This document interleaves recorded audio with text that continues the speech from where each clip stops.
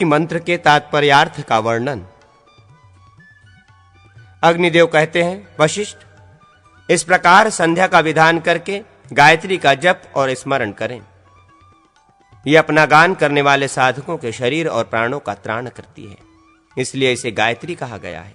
सविता, सूर्य से इसका प्रकाशन प्राकट्य हुआ है, इसलिए यह सावित्री कहलाती है। वाक स्वरूपा होने से सरस्वती नाम से भी प्रसिद्ध है। तत्पद से ज्योति है स्वरूप परम ब्रह्म परमात्मा अभिहित है। भर्ग पद तेज का वाचक है, क्योंकि भा धातु दीप्तर्थर्क है और उसी से भर्ग शब्द सिद्ध है। भातीति भर्ग, इस प्रकार इसकी व्युत्पत्ति है, अथवा भ्रजस पाके। इस धातु सूत्र के अनुसार पाकार्थक भज्र धातु से भी भर्ग शब्द निष्पन्न होता है, क्योंकि सूर्यदेव का तेज औषधि आदि को पकाता है। भाज्र धातु भी दीप्तिपर्थक होता है। भाज्रते इति भर्गः, इस व्युत्पत्ति के अनुसार भाज्र धातु से भी भर्ग शब्द बनता है।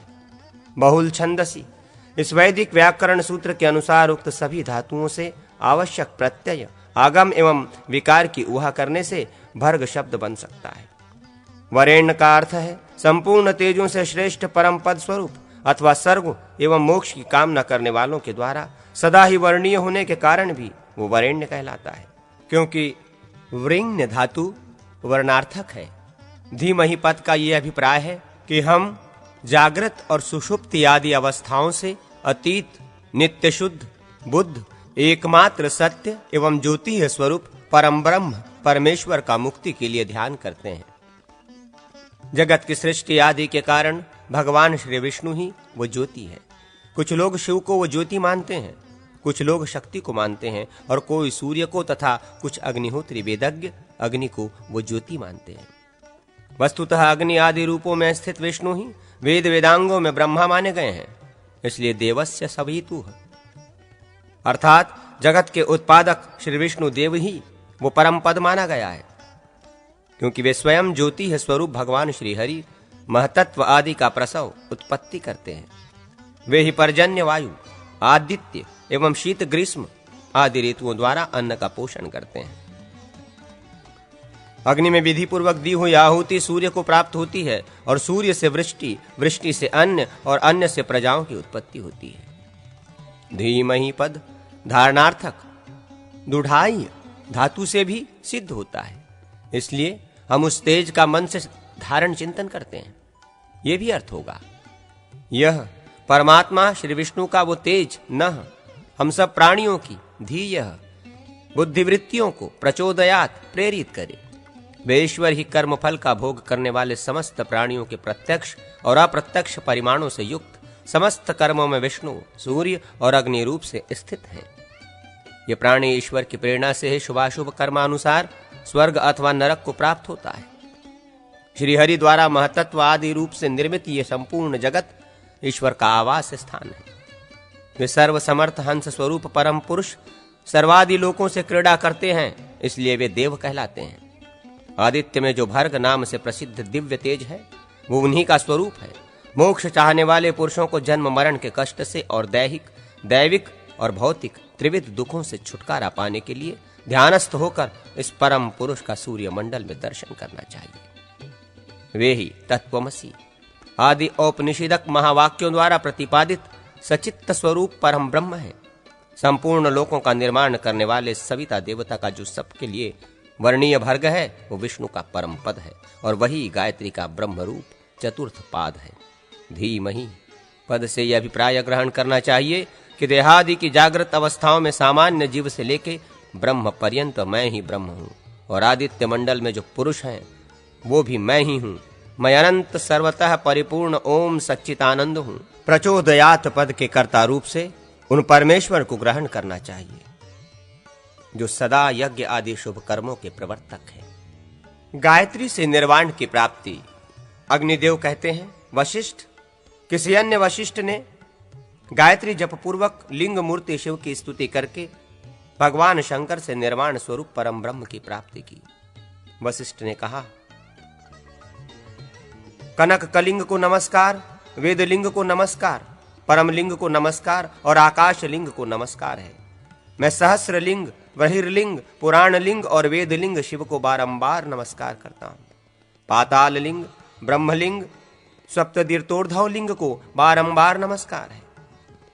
मैं सर्वात्म लिंग, सर्वलोंगांकिक लिंग, अव्यक्त लिंग, बुद्धि लिंग, अहंकार लिंग, भूत लिंग, इंद्रिय लिंग, तन्मात्र लिंग, पुरुष लिंग, भावलिंग, रजोधर्व लिंग, सत्वलिंग, भवलिंग, त्रैगुण्य लिंग, अनागत लिंग, तेजोलिंग, वायुर्धुर्व लिंग, श्रुति लिंग, अथर्व लिंग, समलिंग, यज्ञांग लिंग, यज्ञ लिंग, तत्व लिंग और देवानुगत लिंग रूप भगवान शंकर को बारंबार नमस्कार करता हूं। प्रभो, आप मुझे परम योग का उपदेश कीजिए और मेरे समान पुत्र प्रदान कीजिए। भगवान, मुझे अविनाशी परम ब्रह्म एवं परम शांति की प्राप्ति कराइए। मेरा वंश कभी क्षीण न हो और मेरी बुद्धि सदा धर्म में लगी रहे। अग्निदेव कहते हैं, प्राचीन काल में श्री शैल पर वशिष्ठ के इस प्रकार स्तुति करने पर भगवान शंकर प्रसन्न हो गए और वशिष्ठ को वर देकर वहीं अंतर्धान हो गए। राजा अभिषेक की विधि।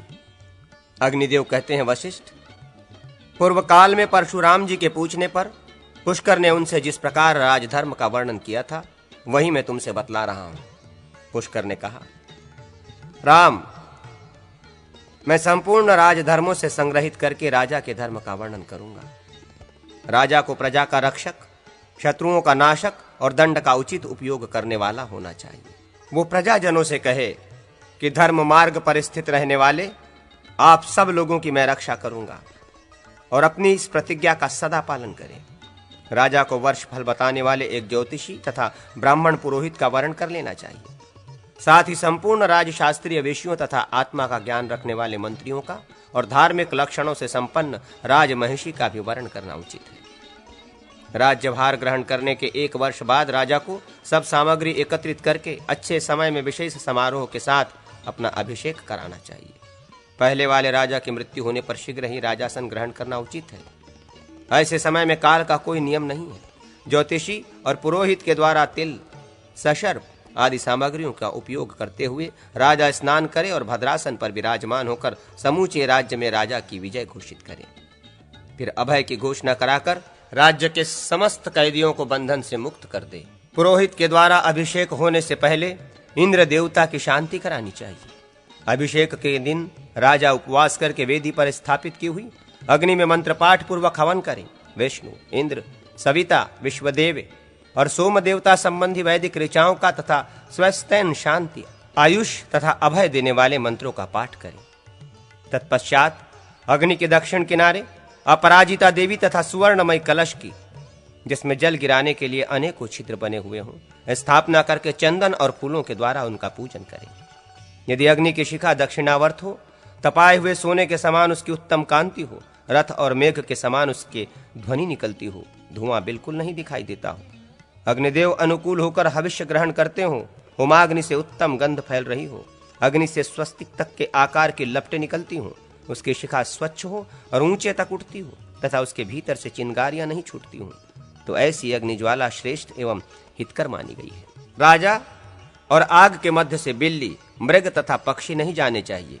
राजा पहले पर्वत शिखर की मृतिका से अपने मस्तक की शुद्धि करे, फिर बॉम्बे की मिट्टी से दोनों कान, भगवान विष्णु के मंदिर की धूलि से मुख, इंद्र के मंदिर की मिट्टी से ग्रीवा, राजा के आंगन की मृतिका से हृदय, हाथी के दांतों द्वारा खोदी हुई मिट्टी से दाहिनी बांह, बैल के सिंग से उठाई हुई मृतिका द्वारा बाईं भुजा, पोखरे की मिट्टी से पीठ, दो नदियों के संगम की मृतिका से पेट और नदी के दोनों किनारों की मिट्टी से अपनी दोनों पसलियों का शोधन करे।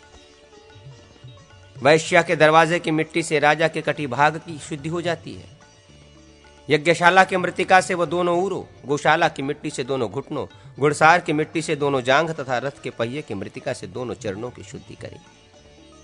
इसके बाद पंचगव्य के द्वारा राजा के मस्तक की शुद्धि करनी चाहिए। तदनंतर 4 अमात्य भद्रासन पर बैठे हुए राजा का कलशों द्वारा अभिषेक करे। ब्राह्मण जातीय सचिव एवं पूर्व दिशा की ओर धृतपूर्ण सुवर्ण कलश द्वारा अभिषेक आरंभ करे। क्षत्रिय दक्षिण की ओर खड़ा होकर दूध से भरे हुए चांदी के कलश से, वैश्य पश्चिम दिशा में स्थित हो ताम्र कलश एवं दही से तथा शूद्र उत्तर की ओर से मिट्टी के घड़े के जल से राजा का अभिषेक करे। तदनंतर वहर्षों, ऋग्वेदी विद्वानों में श्रेष्ठ ब्राह्मण मधु से और छंदोग अर्थात सामवेदी विप्र कुश के जल से नरपति का अभिषेक करे। इसके बाद पुरोहित जल गिराने के अनेकों छिद्रों से युक्त सुवर्णमय कलश के पास जा सदस्यों के बीच विधिवत अग्नि रक्षा का कार्य संपन्न करके राज्याभिषेक के लिए जो मंत्र बताए गए हैं उनके द्वारा अभिषेक करे। उस समय ब्राह्मणों को वेद मंत्रोच्चारण करते रहना चाहिए। तत्पश्चात पुरोहित वेदी के निकट जाए और सुवर्ण के बने हुए 100 छिद्रों वाले कलश से अभिषेक आरंभ करे। या औषधीय इत्यादि मंत्र से औषधियों द्वारा, अथेत्युत्तक्त्वा इत्यादि मंत्रों से गंधों द्वारा, पुष्पवती आदि मंत्र से फूलों द्वारा, ब्राह्मण इत्यादि मंत्रों से बीजों द्वारा, आशुह शिशान आदि मंत्रों से रत्नों द्वारा तथा ये देवा इत्यादि मंत्र से कुशयुक्त जलों द्वारा अभिषेक करें। यजुर्वेदी और अथर्ववेदी ब्राह्मण गंध द्वारा, दुराधर्षा इत्यादि मंत्र से गोरोचन द्वारा मस्तक तथा कंठ में तिलक करें। इसके बाद अनन्यान्न ब्राह्मण सब तीर्थों के जल से अभिषेक करें। उस समय कुछ लोग गीत और बाजे आदि के शब्दों के साथ चमर और व्यंजन धारण करें। राजा के सामने सर्वौषधि युक्त कलश लेकर खड़े हों। राजा पहले उस कलश को देखें, फिर दर्पण तथा धृत आदि मांगलिक वस्तुओं का दर्शन करें। इसके बाद विष्णु, ब्रह्मा और इंद्र आदि देवताओं तथा गृहपतियों का पूजन करके राजा व्याघ्र चर्म युक्त आसन पर बैठे। उस समय पुरोहित मधुपर्क आदि देकर राजा के मस्तक पर मुकुट बांधे। 5 प्रकार के चमड़ों के आसन पर बैठकर राजा को मुकुट बंधाना चाहिए। ध्रुवाधय इत्यादि मंत्र के द्वारा उस आसनों पर बैठे। वृष, वृषभांश, वृक्क, व्याघ्र और सिंह, इन्हीं 5 के चर्म का उस समय आसन के लिए उपयोग किया जाता है। अभिषेक के बाद प्रतिहार अमात्य और सचिव आदि को दिखाएं। प्रजाजनों से उनका परिचय दें। तदनंतर राजा गौ, बकरी, भेड़ तथा गृह आदि दान करके सानवत्सर, ज्योतिषी और पुरोहित का पूजन करें। फिर पृथ्वी, गौ तथा अन्न आदि देकर अनन्यान्न ब्राह्मणों की भी पूजा करें। तत्पश्चात अग्नि की प्रदक्षिणा करके गुरु पुरोहित को प्रणाम करें। फिर बैल की पीठ का स्पर्श करके गौ और बछड़े की पूजा के अनंतर अभिमंत्रित अश्व पर आरूढ़ होवे। उससे उतरकर हाथी की पूजा करके उसके ऊपर सवार हो और सेना साथ लेकर प्रदक्षिण कर्म से सड़क पर कुछ दूर तक यात्रा करें। इसके बाद दान आदि के द्वारा सबको सम्मानित करके विदा कर दे और स्वयं राजधानी में प्रवेश करें।